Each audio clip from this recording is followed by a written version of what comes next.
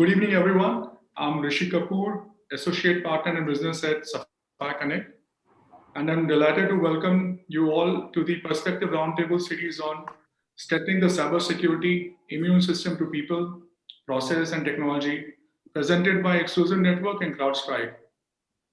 As pharma and healthcare companies continue to embrace digital transformation, their highly sensitive and valuable information becomes even more attractive for cyber attacks.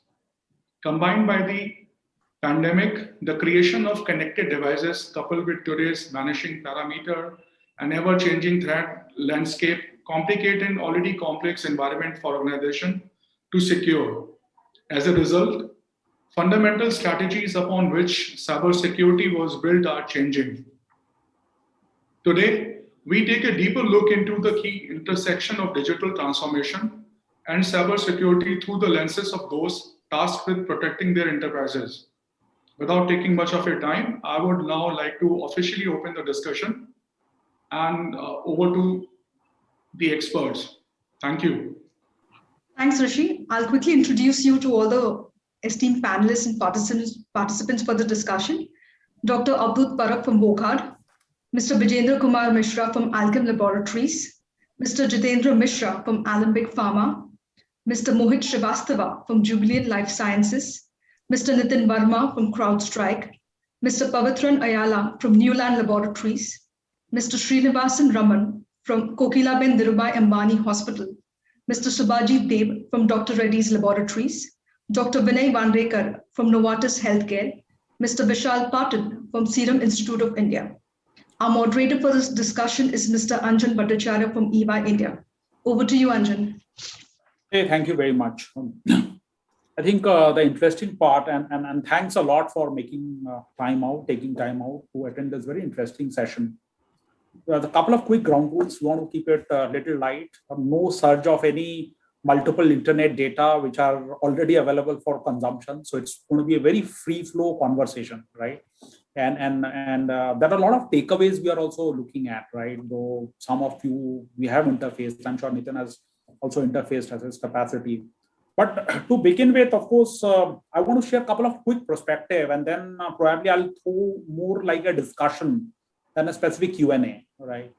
And feel free to be as casual and as candid in your responses, and we can drive from one point to another.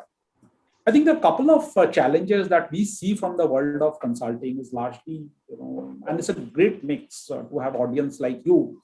Is again, there is a lot of movement of frontline workers. That's the people side of it, and as a result of which, the user awareness, the security, that at times gets severely challenged. Again, there's a very rapid movement on the cloud side due to flexibility, scalability, cost effectiveness, or the admin aspect. So there's again a device integration. There are two quick pillars, which is privacy and compliance. There's the incident response. So in net cybers, in pharmaceutical diagnostics, largely hospitals, they're emerging as a new BFSI, and they're targeted well by the sophisticated hacker. And in that parlance, I want to quick check with Nitin's view, right? In the current light of pandemic, where so much of breaches has gone in, and pharma breaches have really compromised billion records anytime such. So what is the posture of CrowdStrike as a firm, right? What is their take, where they see this industry moving, and what should be the current versus the should be scenario? Thanks, Anjan. So in terms of, if I just have to kind of talk very much in brief in here, what CrowdStrike is doing and where we think its industry is going and why it is happening, right? So let me talk about the what first, what CrowdStrike is doing for our customers, for our potential customers. I think if you look at security, if you look at the definition of security today, right, from a customer perspective, it is, and it has to be an outcome. And there are three outcomes that our customers are expecting, whichever layer you talk about, whichever security layer that you're talking about.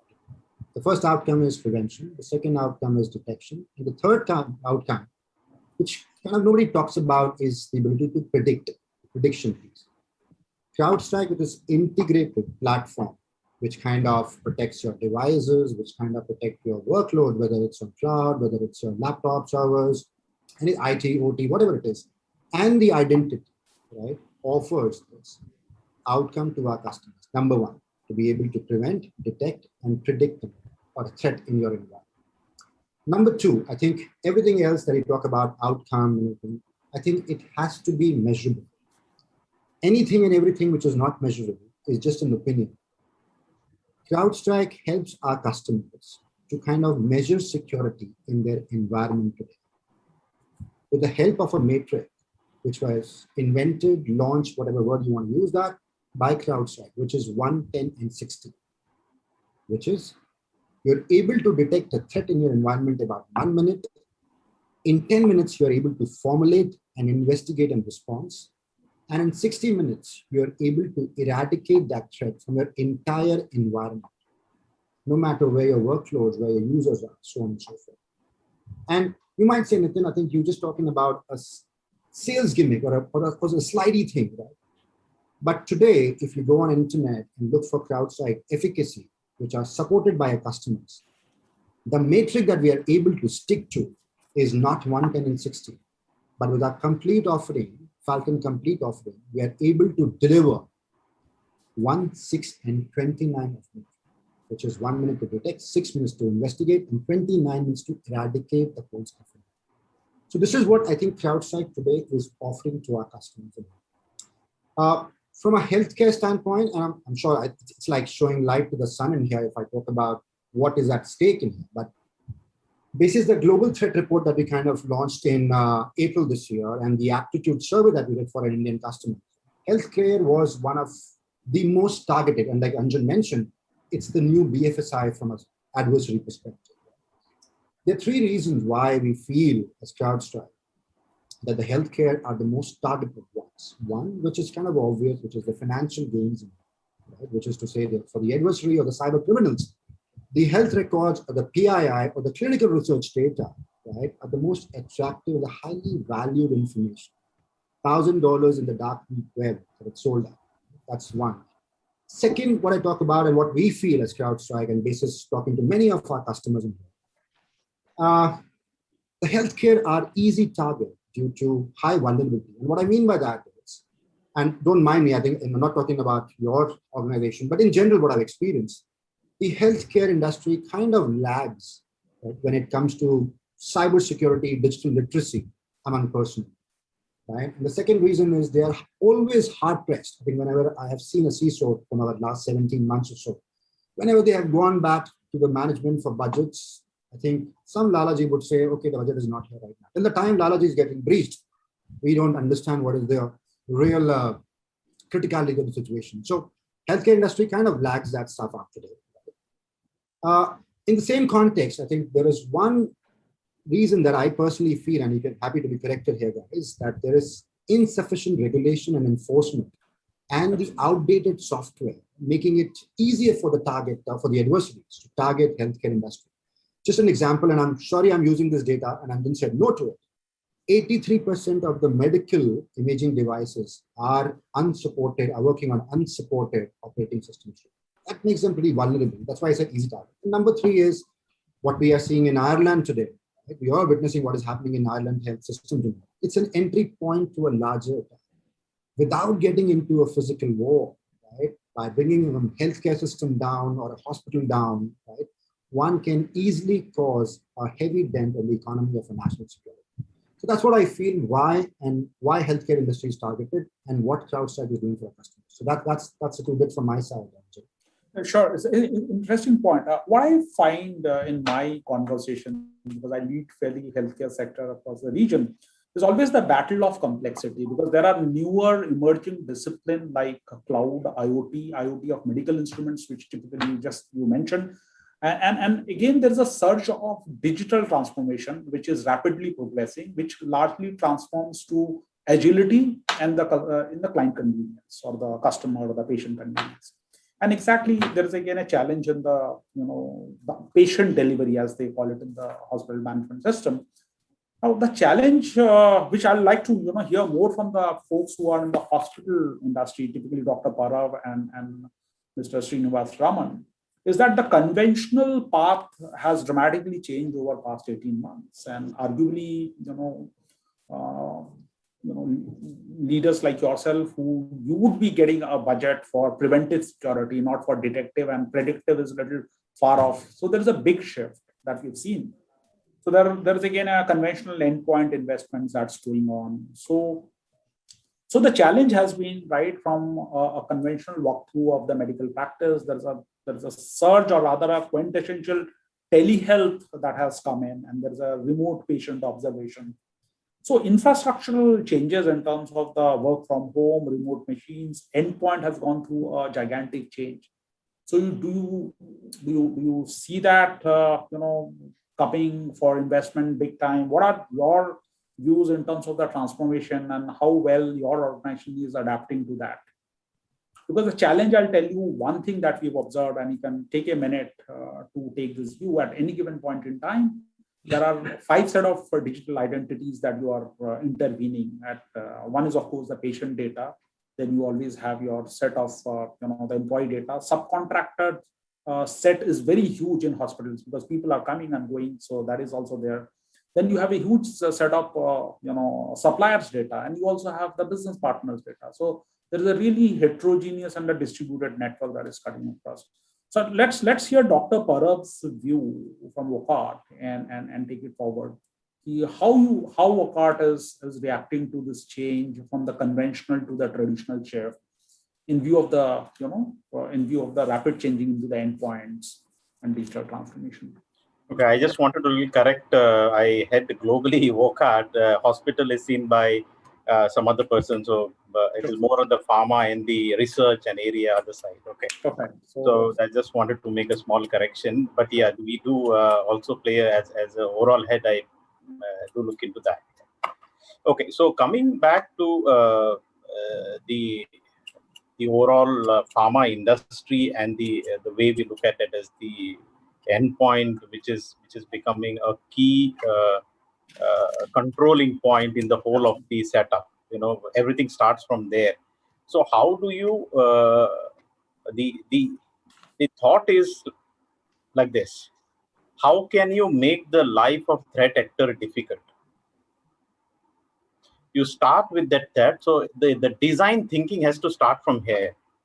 Is there a way you can make the life of a threat actor difficult? Then whether it is antivirus, whether it is any other artificial intelligence tool which can reside on your endpoint to track the behavioral part and quarantine it. So this is where it starts. Now, how do you layer your security, intrusion part? If some threat actors wants to come in, how do you filter him from one layer to other layer to three layer or 4 layer before it attacks you, maybe endpoint or in further entrance into your towards the crown jewels? So how do you filter and how do you make it difficult? So we have this kind of debate, and this is how we have looked towards as a layered approach, and not maybe there are products which are best doing it at some level, some layer of the security, but not necessary with the changing dynamics. The same product will do best at all time. So you need to have we have a competing product at different levels, so that if they miss something, the other product at least will catch. It is nothing to blame or somebody in this game, but it is always it's a game of choria police kind of thing. Chore will be always ahead of the police. So both because of this, you need to be very fair in your selecting the product. No one product will help you. At the same time, what matters is whether you are investing into tools or whether investing into a detection part, which is what we believe in.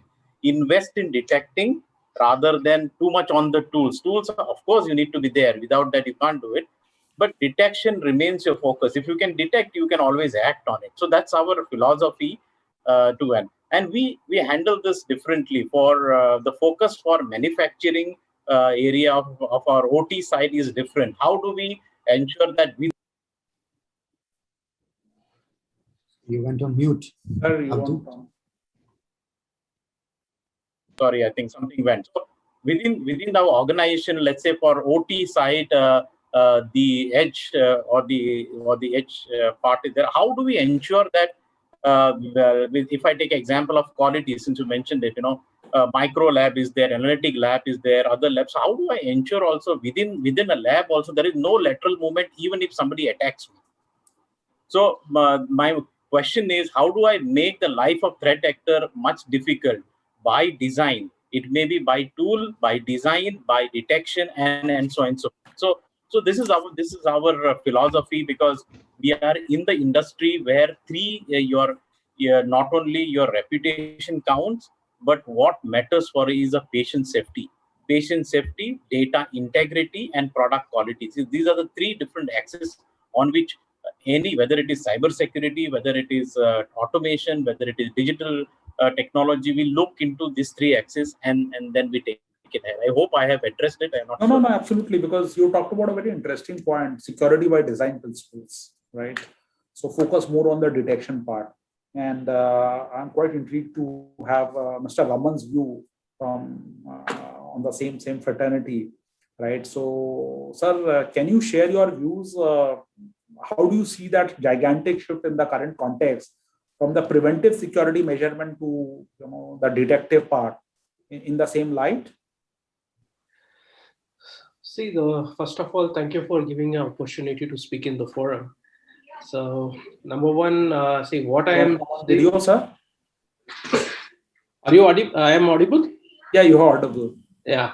I'm just saying, actually, see, I obviously accept that there is a lot of shift due to the pandemic, especially in the healthcare industry, because earlier the telemedicine the doctor used to run away. Even the patient doesn't like telemedicine very often. They actually try to we do a telemedicine through, that means actually through foreign countries only, not within India, in a remote location. Today, if you see, means we are doing within the city and within the same area also because of the pandemic. Yes, there is a lot of shift in the area. At the same time, how we are protecting our data, that is more important, because this is more of the security, this thing. Yes, we used to we have shifted to the new security measure last year only, before the pandemic started. That means we have taken a lot of with artificial intelligence driven softwares and other things. We have even taken care of perimeter level, as well as we have taken care of even in endpoint level also. And endpoint is also getting aging. And then the main thing is main attack. See, the hackers attack on healthcare in only one reason, that is on outdated Windows version, like Windows 95. Most of the machines using Windows 95 because of the biomedical machines and other things are Windows 98 or like that.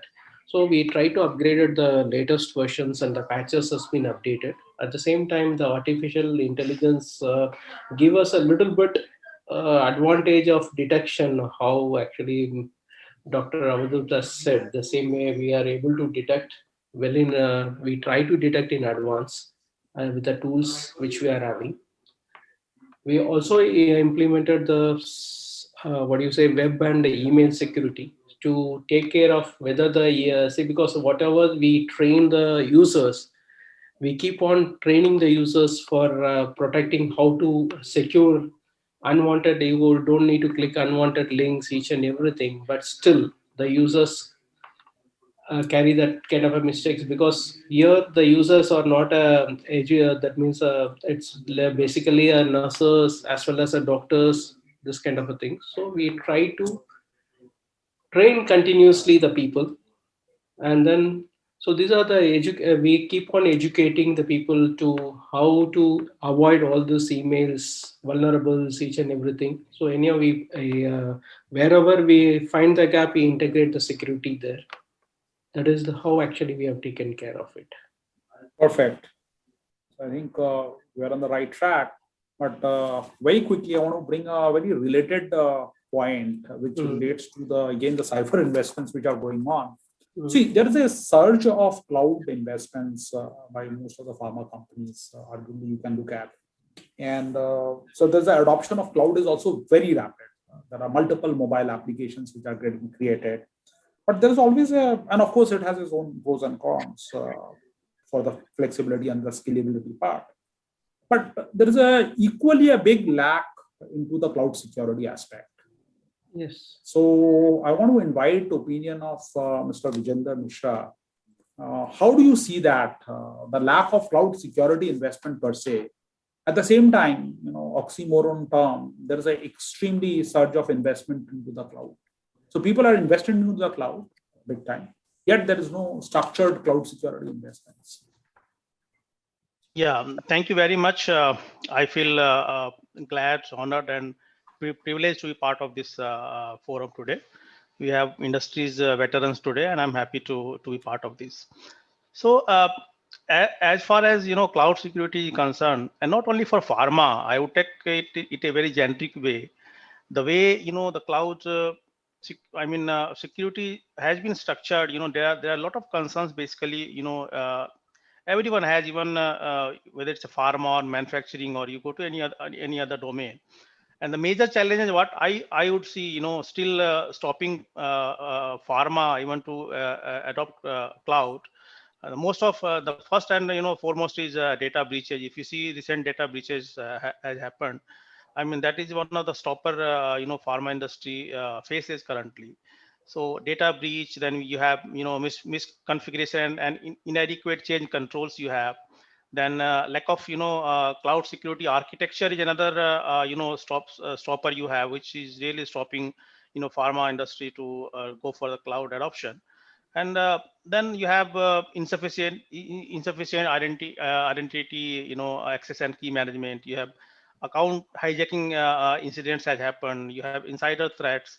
There are weak control plane. So there are various factors which are really stopping pharma industries to go for cloud. And if you talk about Alkem, we are also a bit reluctant to go for cloud adoption like other pharma companies, although we have initiated a couple of non-critical applications to be hosted at cloud. But still, from basement to the boardroom, everyone has concern about cloud security, and that is really stopping us to further expand our presence on the cloud.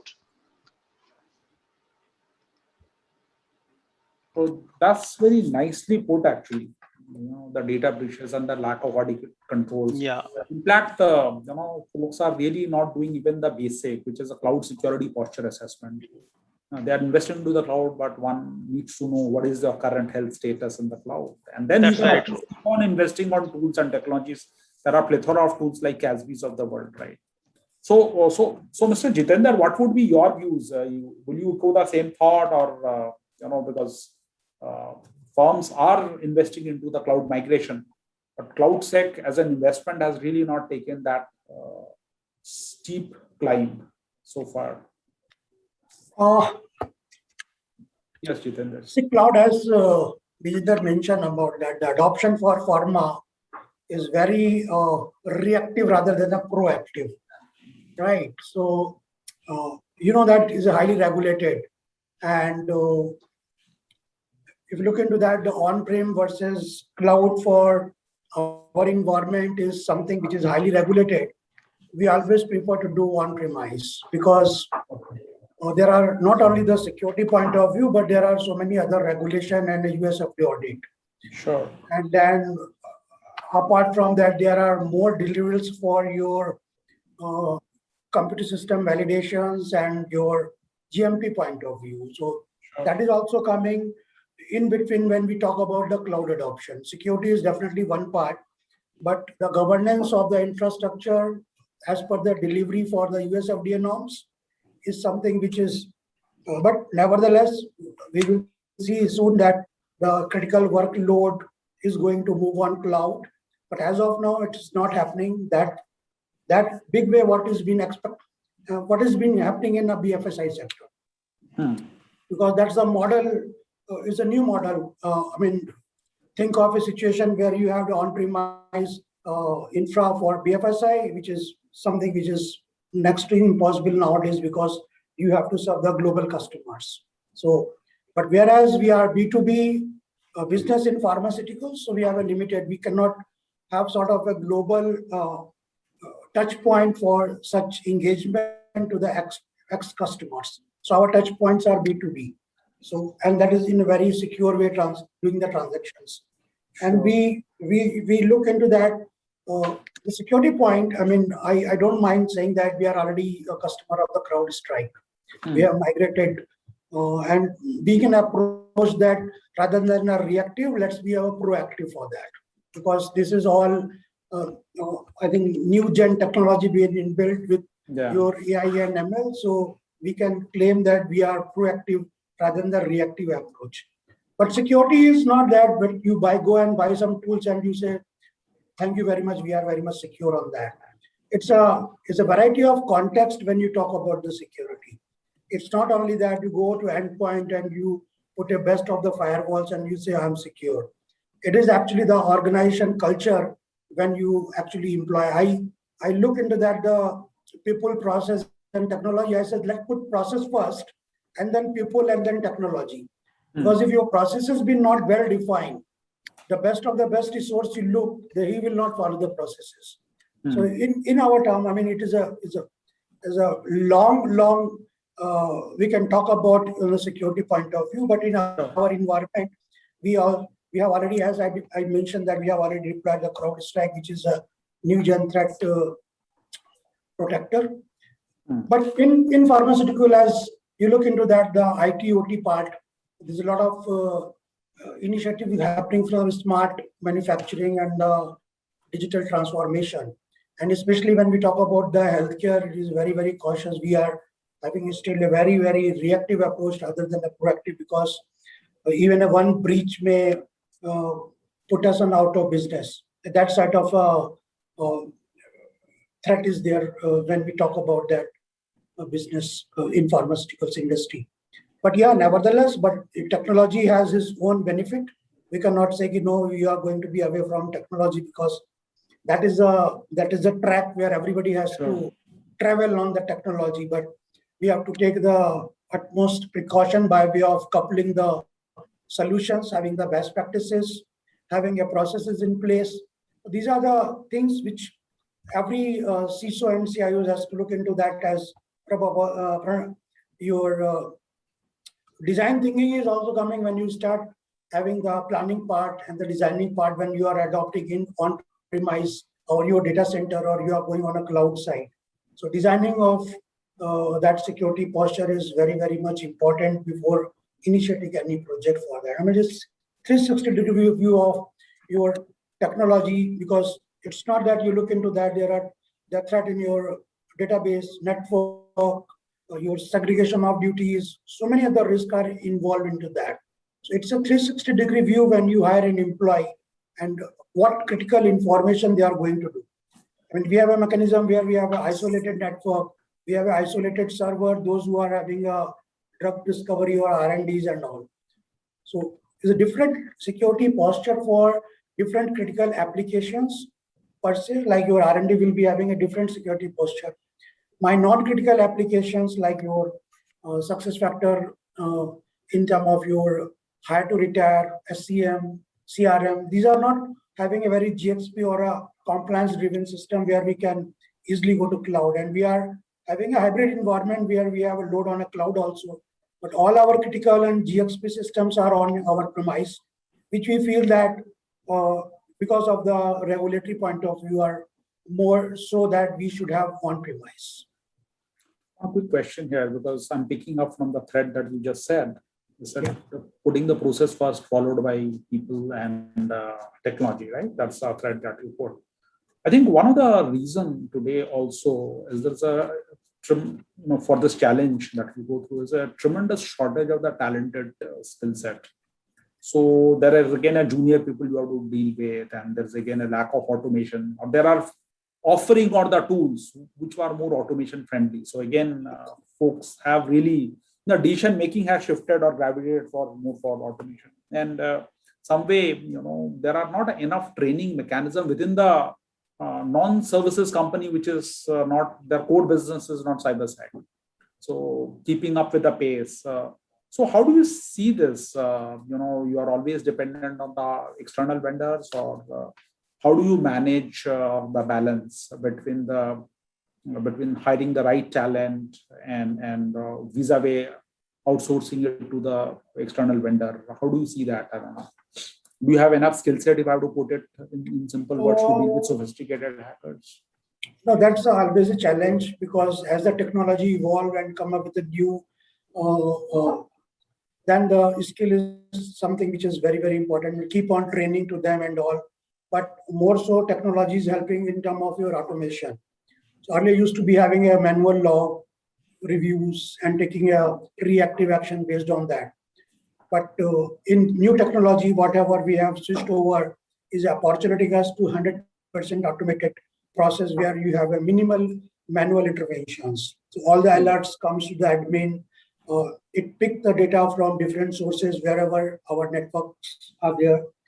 Appropriately highlight the critical and then the proven. I have a very proven example before Microsoft has released the patches. I think I don't mind anything. Will definitely agree on that. CrowdStrike has given advanced notification and updated the patches in our whole environment before we get notification from the Microsoft. Yeah. So these are the new. When you talk about the set of the different algorithm having the word data on your global information wherever you collect, and from that you build intelligence and keep your customers and keep your environment proactively patched. So that is the beauty of the new gen technology. Whereas we used to do the manual update and manual review of the logs. So technology help in terms of your distributing the latest patch proactively rather than the reactive mode. Skills are being trained time to time with the new technologies, because that is a continuous job for any organization to keep aware about that and keep ready futuristic skills. So we keep on certification on the new gen technology. We enforce that it should be part of their JD and KRA, that they have to be up to date with the new gen technologies and all. So this is something which is very, very vital and very important for any security point of view. So we keep on putting our education up to the mark so that there should not be any such gap in our security posture. Sure. So one quick question to Dr. Parab. I'm quickly coming back again to the hospital. So Dr. Parab, how the new age doctors are reacting to the telemedicine consultation from the conventional path, and of course it pivots to how they are reacting to the policy procedures or the authentication that one would put across.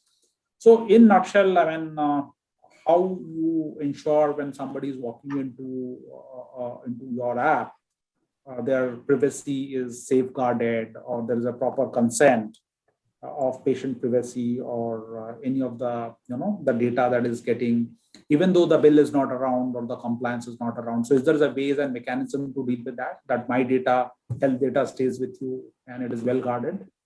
You're right. That is the must, whether you have a today protocol or you don't have a protocol. I give a simple example. We are a global company, and many of our systems are centrally been hosted in India and all. So even if we are not, we need to follow a GDPR because we are in Europe presence. So what we have done is we already have a GDPR approach for all, whether we serve to India or whether we don't serve to India. So that is one area we said. And when there are 2-3 levels. One is if you look at the overall IT part, IT is a custodian of data, but still you are being asked for data collection, data retention, and data distribution as a ownership, which people feel that it is an IT's part, which is actually not. But all those three are put on IT. But coming back to your question, there are 3 sets. So one is a personally identified information, which is more of a data protection law. But when it comes to a patient data, it is much more sensitive data than also the normal data or the PII data. the whole idea of it to ensure is the consent is the simplest part which you do it. You take every time the consent and but whenever we onboard doctors or we onboard any of the, as you mentioned about the subcontractors or any partner or any stakeholders, we also have a process of issuing them letter. Okay, so your data is going to be with us over and above the whenever the data exchange. Definitely, the pressure is on us to ensure that the lot of data which we store of the patients are unscrambled, kept, and it is not easily available. And need to do basis the access has been given. So all those simplest form. Even if you take when we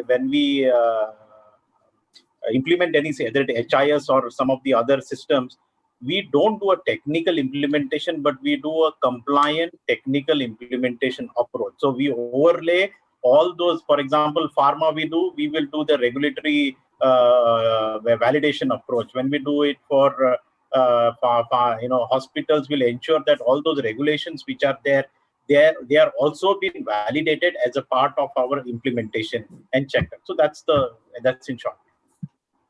Sure.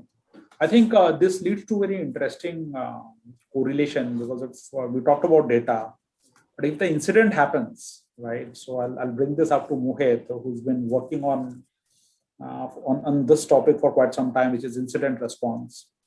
The incident happens, right? So how ready we are? And the question is, do you have an incident response plan which needs to be already pre-signed? So how do you deal with that? Mohit, do you have a properly defined incident response plan, or how you are, organization ready?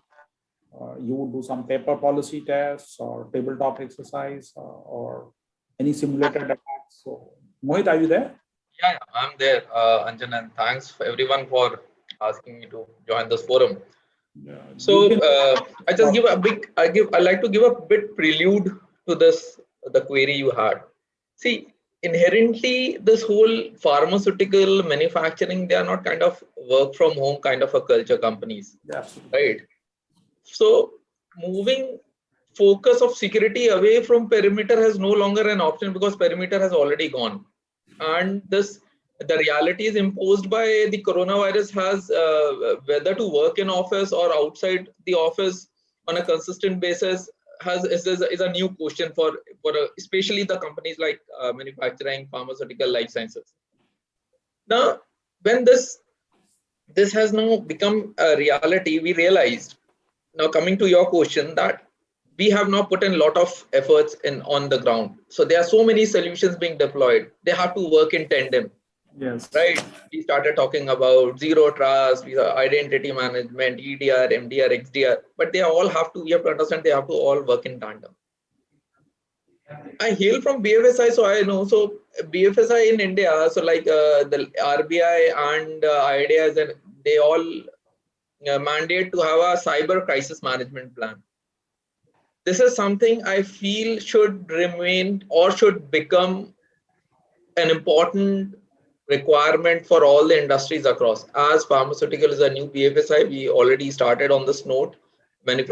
So having a full-fledged cyber crisis management plan, it could be a part of your business continuity. It could be an independent, but having a cyber crisis management plan laid out, doing tabletop exercises, not only that, involving critical stakeholders within your management, your corporate communications, your quality team. In pharmaceutical, quality and manufacturing these are one of the critical aspects. They hold a very critical, your crown jewels are being held by them. So onboarding them onto the cyber culture is important. There wherein the cyber crisis management plan and tabletop exercise come into play. So, and regularly, like we do a regular BCP test, we do DR test. I think this is something which I feel is pertinent and imperative for companies like pharmaceuticals and life sciences to adopt. Because see, training, and this is an offshoot of what? Training. So people process technology, people area. we have to focus upon. No matter how good technologies you deploy across, how good solutions you deploy across, your security kill chain is as strong as your weakest link, and which is the human factor of your whole circle. So as you mentioned, having cyber crisis management plan, training people around onboarding critical stakeholders, it be from top to bottom, from management to quality and across from horizontal and vertical, is something which I harp a lot now. So follow through on that, right? One is, of course, you talked about tabletop, or maybe somebody would do, simulated exercise. Do you really think that, if I have to take this conversation a little forward as a preventive step, micro-segmentation or zero trust architecture will help you to skip this or, make a very watertight incident response plan? I agree, Anjan. So I started with, because the perimeter does not exist, you don't know from where your employees are kind of connecting to your network. So zero trust, identity and everything now goes hand in hand. They have to dovetail with each other. So you have to plug the potential entry points. So what is exactly that zero trust is about? So protecting identities with flexible and secure authentication methods, right? Plugging potential entry points, discovering malicious activity being at the end of the user. So zero trust remains key, but I think it's going to take some time for in an environment like pharma and life sciences to adopt zero trust as a whole, because I think industry itself is kind of is adopting on its own, and they are kind of exploring this buzzword. So, and life sciences is at a step back, and they're kind of coping up with the new change which is coming up.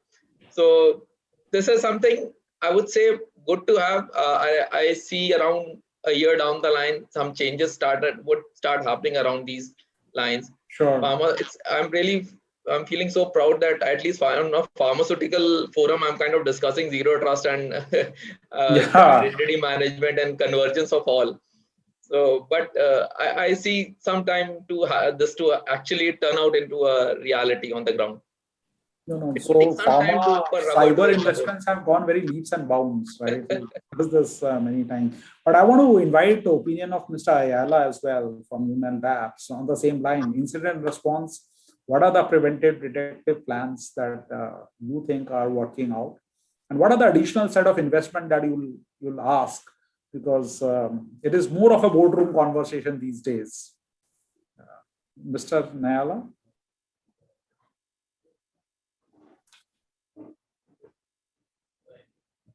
So he's not around. Mohit, I mean, you want to quickly take this because suddenly, the conversations in cybersecurity and in pharma industry has really gone into the board level, and we see that on a recurring basis. The conversation is again driven at times by the CEOs of the firm, which has never happened a year and a half back, largely. And of course, I'm not talking about a specific incidents or no, but now the investments, they want to really know the risk definition from the business language, the quantifications, so that their return of investments are really justified, even though you invest from conventional shift from the antivirus to EDR, or you want to bring in any identity solution.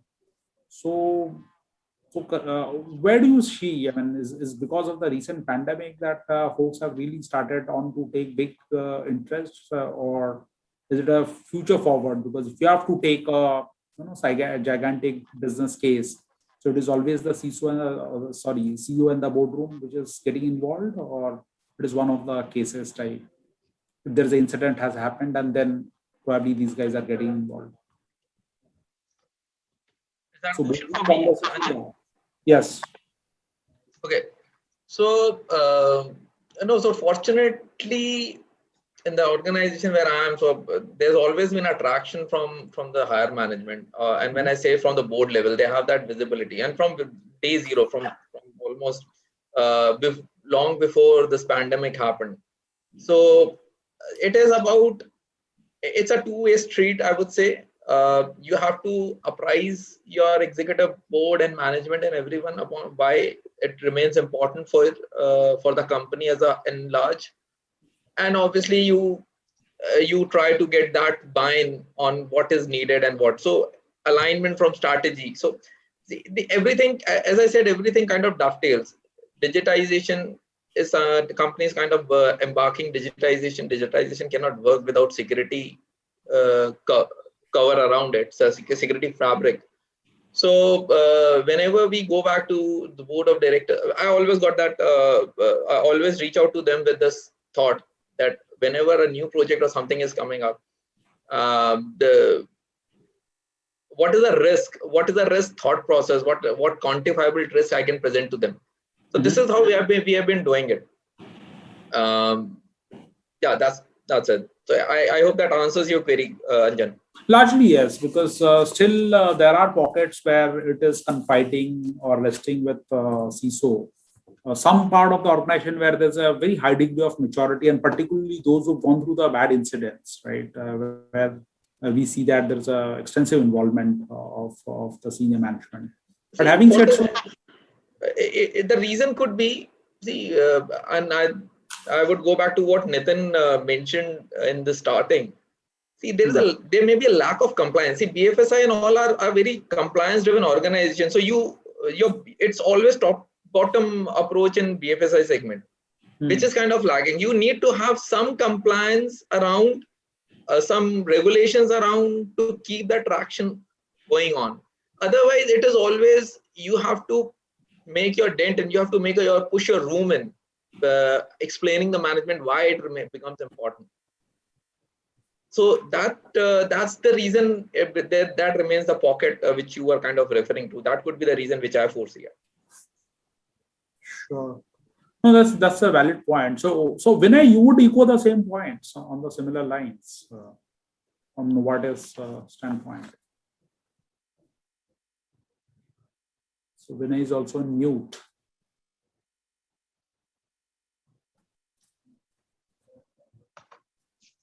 Okay, so Vinay, if you are able to hear me, then somebody wants to take this. I'll quickly pick up. I'm cognizant of the time, but I'll pick one last question, and anybody can take this. See, brand being a very crucial aspect of pharma, and of course there is a huge reputational risk which is associated with that if brand is compromised. It's not that the other brands are not equally important, because there is a very strong trust layer largely to the pharmaceuticals and hospitals that we go around. So for one from the governance standpoint, the reason is, right, of course, CISO has a role and responsibility to, report the checks. But do you think that as an organization, we are really doing or monitoring the brand risk, typically from the red teaming perspective or the regular CTI perspective? So from the hospital perspective, Dr. Parab, you'd have any view, because it's a very, very soft pedaling area, but has a very strong impact.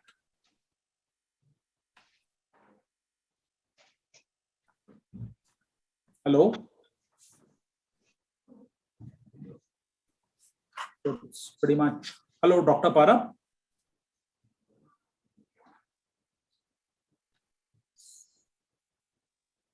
So we have to do a quick toss. Who's going to be taking this? I know, Mohit, you've been engaged in that, but if Shubhajit is not around, very quick views from Mr. Bijendra Mishra. Are you guys really active doing the brand monitoring or CTI in your or regular red teaming? Yeah, I mean, definitely we do that. But, our approach is a bit different. We believe in, creating a healthy cyber immune system. So that covers the part also brand monitoring and other parts. Yeah. So, our approach, as I said, our approach is totally different. We normally believe in setting up out a blueprint, for a healthy cybersecurity immune system, so which requires a very deeper understanding of our organization's security posture. And then we see how it maps against the business goal. So we tightly integrate and align, cybersecurity with our business roadmap. So the brand monitoring and all that covers, I mean, the approach what we have that covers largely that point as well. And then once we do that, then we understand that what is our current cybersecurity posture is, and then only we can assess if there are the gaps in defenses and what are the corrective actions needs to be taken. But of course, brand monitoring is one of the top priority we have, and we do that. And even our top management is concerned about that. So we do that on regular basis. Perfect. So I think I'm very cognizant of the time. Just quick run check if Shubhajit has joined us so that we can also have his views, right? If yes, otherwise we'll wait for a second. Or else, I mean, we are doing good on time. And of course, I want to ping this question back to Nitin, saying that, hey, we've heard very interesting views. We heard there's a security and design principle. So there is a absolutely people process technology part. There's a data breach consequence, incident response, and micro-segmentation. So how does, the CrowdStrike is helping in the current scenario of the data points or the views that we just heard? From the and of course, from my personal standpoint, my question would be, if I have to see the plight of the CISO, so they have to deal with multiple consoles, right? That is big challenge. I think I see some notes from Mr. Mishra as well. So they have the GRC consoles, so they have the SOC consoles, so they have the EDR. So is there any unified view? Is the is vendors like yourself are really fast forward integration is doing, so that at any given point in time, there's one console which can give you a very close real-time updates with little bit interesting analytics, real-time analytics, which can lead to an interesting decision making. Sure. So I think it's been an amazing insights and wisdom that I kind of received from all of you. It was really amazing to see how all of you are kind of weaving security into your digital fabric in your respective organization, and most importantly, aligning the cybersecurity to your businesses. So thank you once again for that. Now, I already answered a part of your question, Anjan, earlier, what CrowdStrike is doing in the market today for your customers. So I think I'm cognizant that I don't need to repeat that same thing again, but I heard, Dr. Bijendra Mishra talking about data breaches, identity access, number one. I heard Mohit talking about perimeter getting eradicated, right? It's going out of this thing, right? And then the user and the device's identity taking the center stage from a cybersecurity perspective. That's what Mohit was alluding to. I heard a thing about zero trust approach, which is very unique and I think a very heartening thing to see when pharma people are talking about zero trust approach in here. So in terms of when I look at these initiatives, right, the security practitioners are taking, right, in the pharma side, I think from that perspective, CrowdStrike aligns in 3-4 points. I'll just try to quickly put that, right? One, like Dr. Jitendra mentioned in there, right, our entire philosophy today is not to kind of prevent or detect malware stuff, which the industry have been focused on for decades. I think the philosophy of CrowdStrike, because of which I think we align, we innovate, we develop all our products, right, is to stop breaches. So to our customers today, I think who have deployed us, I think all our products today is aligned to the same cause of stopping breaches rather than saying, okay, I'll stop the malware, I'll build defense in depth, so on and so forth. That's number one. The second thing, which is most important in today's distributed economy, and I think every industry today, because of pandemic, has taken a little economic dent, per se, right? And they've been asked, they've been directed to kind of check on their costing, check on their spend. So every security practitioner is trying to be innovative to see how can they do more with less. Right? CrowdStrike today, I think, gives the ability to our customers to do more with less by adopting cloud, being cloud native, which kind of promotes automation. I think Mr. Jitendra talked about automation as well in there. So we enable that automation for our customers in there, which allows them, right, gives them the ability to do more with less. With perimeter going out, I think the user and the devices, like I said, takes the center stage in here. Now, CrowdStrike today, with the latest acquisition of Preempt, which is around identity protection, is able to offer our customers, right, from one single lightweight sensor, right? The protection of identity and devices and all their workloads across cloud, IT, OT, whatever you say. That is what I think CrowdStrike is able to deliver to customers so far. Last but not the least, I think like we mentioned about the zero trust approach, and I personally feel that the CrowdStrike platform today, right, and we have something like what we call it as a frictionless zero trust. If you are thinking of zero trust approach, I think you need to see what is the investment that you need. And it's a journey. We all know that. I will be repeating myself if I say, no, it's a solution or it's a philosophy. It's a journey that you kind of travel step by step. And CrowdStrike platform with single lightweight sensors, protecting your identity, your devices, your network, your application, giving that automation to you, gives you a way to start that zero trust journey. And you can pick up from wherever you want it. You can start, you can grow and achieve the goals of zero trust in a very, very frictionless way, right? And Anjan, like you mentioned about the dashboard, the operational challenges that I'm sure many of us kind of go through it when we say we are trying to put layers and layers of security.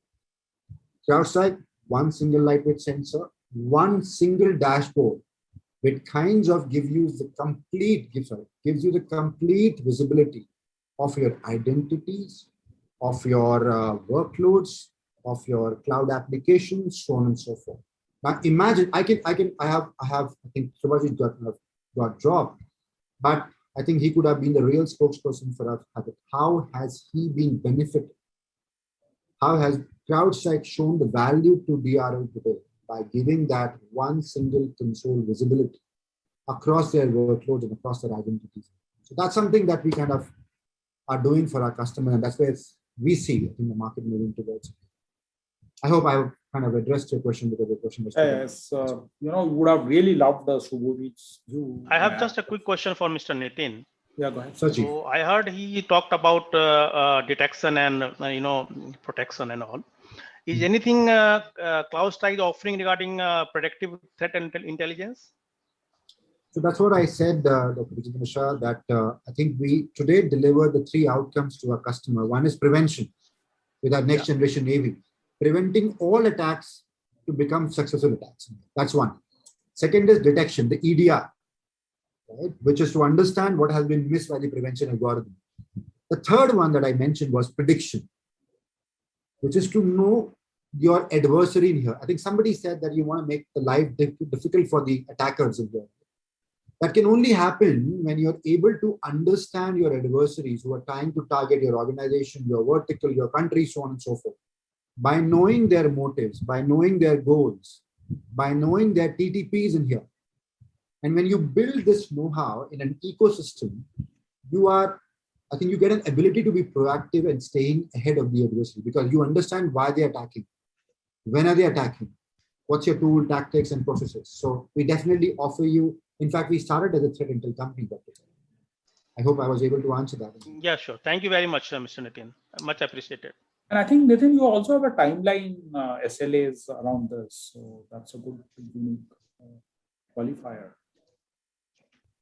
I'm sorry. No, I said don't you have a timeline for the detection or response? So this is what I mentioned with our Falcon Complete. Initially, when I started off, we allowed, I think we kind of give that ability to our customers to measure security in the environment. And that's why when I said the matrix 1, 10, and 60, right? That's what you're talking about, the timeline? Yes.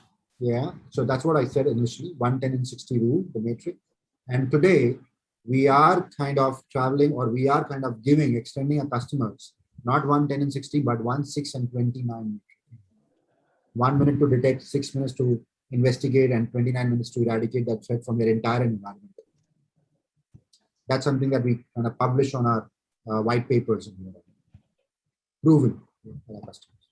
Perfect. And I think with that wonderful note, that's a very interesting volumetrics and the stats.